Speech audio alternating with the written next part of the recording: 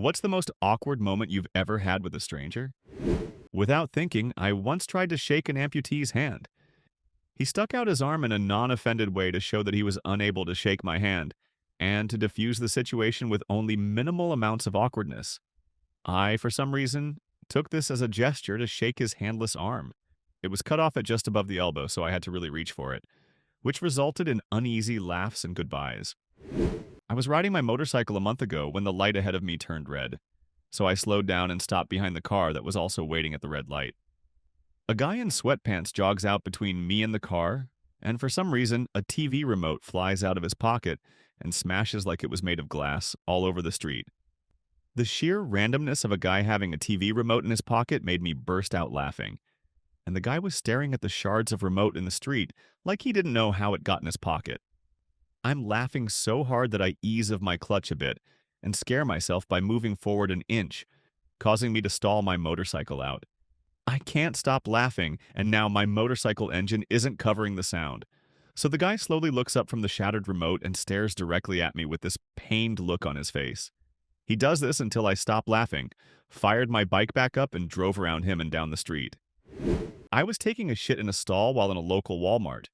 Anyways, a little boy had to use the restroom, and he started pulling on the door and said, "Daddy, the door's stuck." And I said, "Somebody's in here." The little kid kept pulling on the door. "I have to go poo!" Started screaming at me to get out, then tried to crawl under the stall. I had to put my foot on the top of his head to stop him from getting in. After taking a very stressful French exam during college, I went to the bathroom. All the stress from my life just kind of hit me at once, and I started bawling. Several minutes into my nervous breakdown, some dude walks in to find me sitting in the corner near a sink, just sobbing. He was so uncomfortable, and I could tell. It was so ridiculous that I started laughing uncontrollably like a crazy. The dude just turned around and left. I was at a wedding reception at a golf course once and thought the entire patio was filled with wedding guests. Drunk and hungry, I also thought all the food at the tables were wedding appetizers. Turns out there were regular country club members on the patio as well. Feeling social, I sat at one of the tables, started eating part of their shrimp cocktail appetizer and chatting them up. Unfortunately, they weren't part of the wedding, and I was stealing their food. I probably sat there for 10 minutes until I came to the horrible realization of what was happening. When I was 12 or 13, my family was at some resort-style hotel that had a big indoor pool room. I met another boy there during the vacation, and we'd hang out every day.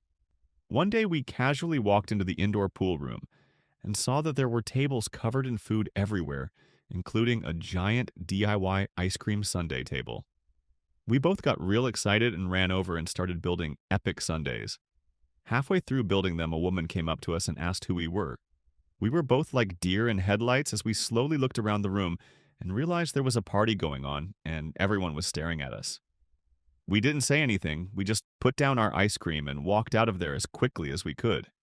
Somehow we had missed the giant signs all over the doors saying that a private party was going on. I later found out that my dad saw us go in and decided it would be funnier to watch what happened than to grab us before we made fools of ourselves. Well, it was with a bunch of strangers, really. I was at the airport taking a red-eye overseas. I arrive at the international gate. It's deserted because it's 2 a.m. So I decided to take some sleeping pills, wait a few minutes, get drowsy, and figure I should take a pre-flight dump.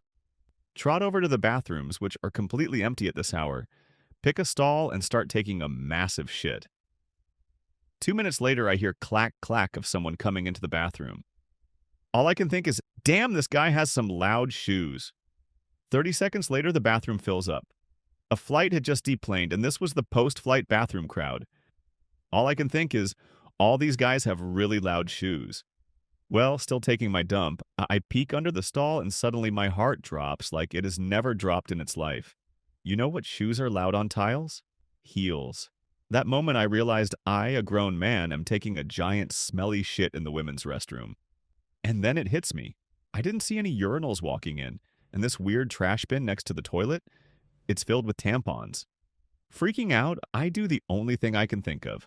I freeze. Pull my feet really close to the toilet, and try to cover up my shoes so hopefully no one can tell a man is in there. I sit there for 15 minutes, listening to women come in and out, using the bathroom 1 foot from me and chit-chatting on the other side of the door. I've never sweat so much in my life and been so terrified I'm about to become an accidental sex offender. Finally, the waiting pays off. I can tell the bathroom is empty for a split second. No time to wipe. I pull my pants up and bolt out of there. As I run out, in that moment, there's a guy clearly looking for the bathrooms right outside but can't find them. He sees me running out and decides this must be the men's restroom and goes in. 5 seconds later, as I duck into the men's restroom to finish my business, I take a quick look over my shoulder and see him coming back out with a terrified, "What the hell?" look staring at me. Almost became an accidental sex offender, but was really trying to take a shit. I was once in one of those human-sized mazes. It was a pretty big one, and I was probably 25 minutes into it when I started to have the urge to pee. I snuffed it off and just thought I would go when I go out. Fast forward another 20 minutes, and I had to pee so incredibly bad. I was frantically power walking my way through this maze to find the exit. I was interrogating strangers on how to get out, but I was getting nowhere. I now find myself running through the maze, trampling over children as I quickly round blind corners. Being a complete asshole. Finally, a part of the maze I haven't been to yet. I thought this must be it. I am home free. Complete dead end. I froze. I stood there, alone, scared and helpless. I had to urinate so bad I literally could not move a muscle. I tried to take a slow step forward and it was let loose like a gushing fire hydrant. I was so defeated during the moment that I didn't even think about pulling my pants down and just going all over the wall. Pee had won. It got what it wanted. There I was, having to accept all this like I had just lost my dog. After I soaked my pants, I slowly turned around and started to walk out. I could hear some girls coming around the corner and knew I was in for it. Of course, it was some pretty girls that looked at me like I was a freak. And I just said to them like it was no big deal. Yup, peed my pants. They didn't say a word to me. It took me another 10 agonizing minutes to find my way out of the maze. Everyone laughing, pointing, making faces at me. It was horrible. I couldn't escape it, literally. Even when I made it out, one of the employees asked what happened, and I just gave him a cold stare. My face read, "What the fuck do you think happened?" I was getting onto an international flight, and the flight attendant asked for my passport. I didn't hear him, though, and I just saw him extending his hand out towards me, so I reached out and shook his hand. It was at that moment when I realized what he said to me. He just laughed and tried to save us both from a really awkward moment by saying, "Nice to meet you. Do you have your passport?" I apologized and opened up my bag to look for my passport. I looked behind me, and a line of people had started to form, so I tried to hurry. I had a newspaper in my hand, so I tucked it under my arm. As I started opening up all of the pockets in my backpack, trying to find my passport, I dropped my newspaper. I went to pick up the newspaper, and as I bent over, the contents of my backpack fell onto the floor. I felt so awkward that I was apologizing to other people for subjecting them to my awkwardness. I found my passport, showed the flight attendant, and proceeded to gather up my things. At the end of the flight, though, the flight attendant shook my hand, so I think we're cool. A friend of mine works at Starbucks. During a particularly busy shift and lacking a couple of staff members who called in sick, a man was shuffling around impatiently waiting for a drink he ordered several minutes ago that he should have already received. My friend, feeling bad for the waiting man, told him, "I'm sorry your drink is taking so long, sir. I'm a bit short-handed today." The man lifts his arm, shows to my friend that all he had was a stump, and said, "Me too." I was out at a Walmart picking up a few things back when I was in high school, and I ran into a girl I had just started dating a week prior. I was actually about to go over to her house for the first time. She ran up behind me and did a kind of groping hug on me, which had surprised me at the time because, well, I wasn't expecting. She told me she was just about to be leaving after grabbing a few last-minute things, so I told her I would see her at her house. Well, I was walking around the store and I saw her again in the soda aisle in the back. So I figured, hey, I'd do what she did to me. I went up behind her, gave her a hug, and groped her all in one motion. It wasn't her, it was her mom. I went onto an empty elevator in my apartment building and mashed the button to go up to my floor. Suddenly, a hand darts in the door and another guy hops on. He mashes a button 8 floors above mine and up we go. A few floors up, he turns to me and says, "Well, this is awkward." I check myself over. Have I left my fly down? Is there a stain I don't know about? So I reply, "Excuse me?" As he reaches forward to mash a button on an approaching floor, he says, "You know, two gingers on one elevator. Can't be good luck. I'm getting off." And off he went onto the next floor. Bumped into him a few more times while I was living in that building. Dang, what an awkward ginger. This is kind of a sad story, but was very awkward for me. I was 15 and the financial crisis just happened. My mom's an accountant and she was contracted to a new job like every 6 months as a temp. At one of her previous jobs, this elderly Asian woman got fired and filed a lawsuit against the company for sexism or something. She wanted my mom's support, so she came to our house, but I was the only one home. I invited her in and told her my mom would be back soon and she could wait if she wanted. I proceeded to go back to my room, and she followed me there. So she sat on my bed, and I sat on my computer, wanting to play some Counter-Strike. Suddenly, she starts talking about why she's there and her daughter who is in med school, and then she starts crying.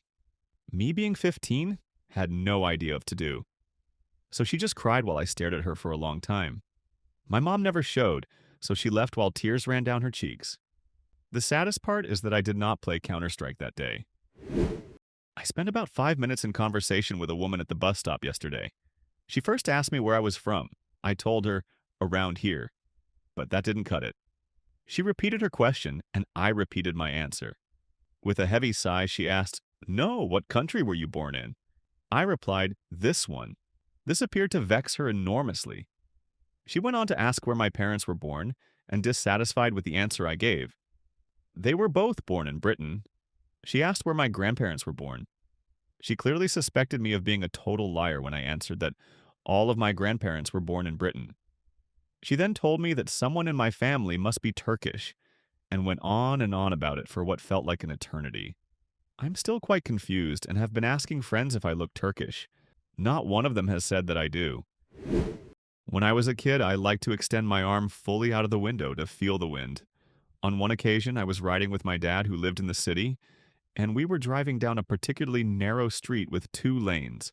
As usual, I had my arm hanging out of the window, and I ended up slapping an older black gentleman right in the face and he car next to us as we drove by. He immediately started shouting at me, and I began rolling up the window, non-automatic window, as quickly as my little hands would roll. If you like this video, don't forget to like, subscribe, and hit the bell so you never miss a new upload.